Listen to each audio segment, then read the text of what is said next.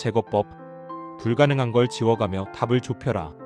제거법 메소드 오브 일리미네이션은 여러 가능성 중에서 하나씩 불가능하거나 모순되는 선택지를 제거해 나감으로써 결국 남는 한 가지 가능성에 도달하는 추론 방식이다. 이 방식은 단순하면서도 강력한 논리 기법이며 정보가 불완전하거나 선택지가 복잡하게 얽혀 있을 때 특히 유용하다. 셜록 홈스는 제거법의 달인이었다.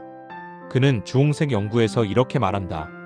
불가능한 것을 제거하고 나면 아무리 믿기 어려운 것일지라도 남는 것이 진실이다. 이 말은 단순한 수사적 표현이 아니라 실제 그의 추리 방식의 핵심을 이룬다.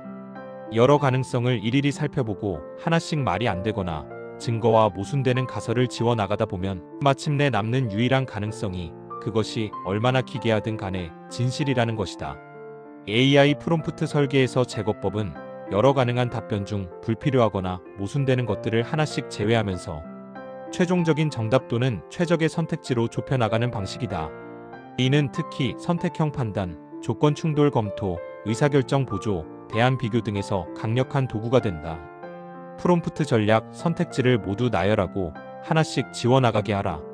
제거형 프롬프트는 복수의 선택지 또는 가설을 먼저 제시한 뒤 각 선택지에 대해 조건 또는 증거와의 충돌 여부를 검토한 다음 가장 적합한 선택지를 남기는 방식으로 설계된다.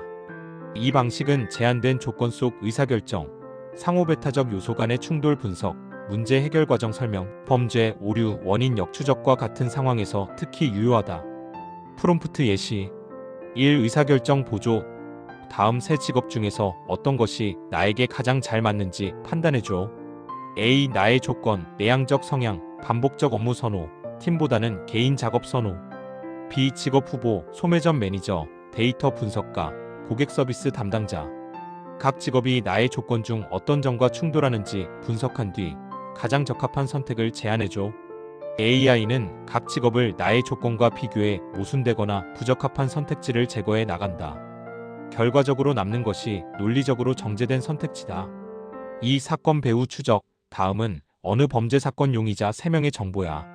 용의자 A.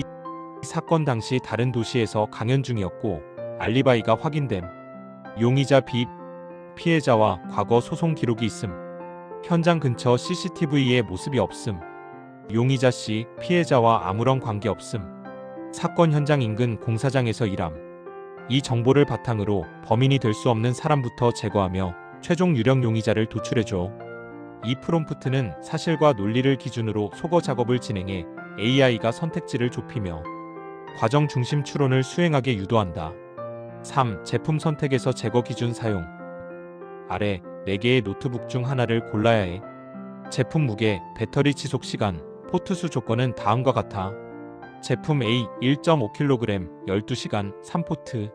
제품 B 1.2kg 8시간 2포트. 제품 C 1.1kg 11시간 1포트.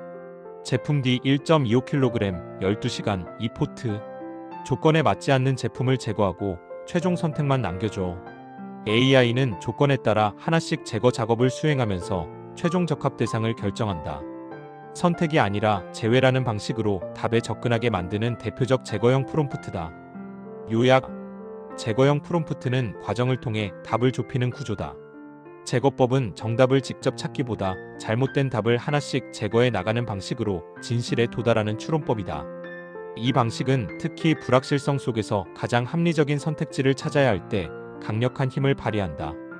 프롬프트 설계에서도 정답을 묻는 대신 가능성을 하나씩 지우는 구조로 질문을 바꾸면 AI는 자연스럽게 과정 중심의 사고를 따라가게 된다. 이것은 단순한 지식의 호출이 아니라 질문 안에 생각의 흐름을 담는 방식이자 사용자가 논리적 설계자가 되는 순간이다. 8. 정리. 추론이 질문이 되고 질문이 도구가 될 때 지금까지 셜록 홈스가 사용한 6가지 논리적 추론법이 각각 어떻게 생성형 인공지능의 프롬프트 설계 전략으로 응용될 수 있는지 살펴보았다. 프롬프트는 단순한 명령이 아니라 하나의 사고 설계 도구가 될 수 있다. 홈스가 그랬듯 우리가 AI에게 질문을 던질 때도 그 질문은 논리 위에 서야 하며 정보가 아니라 판단과 설계의 언어여야 한다. 그러나 논리 구조를 이해하는 것만으로는 충분하지 않다. 진짜 중요한 것은 직접 질문을 구성해보고 AI의 반응을 관찰하며 그 과정을 통해 스스로의 사고방식을 다듬는 경험이다. 프롬프트는 머릿속에서 탄생하지만 그 진짜 힘은 손으로 쓰고 눈으로 확인할 때 드러나기 때문이다.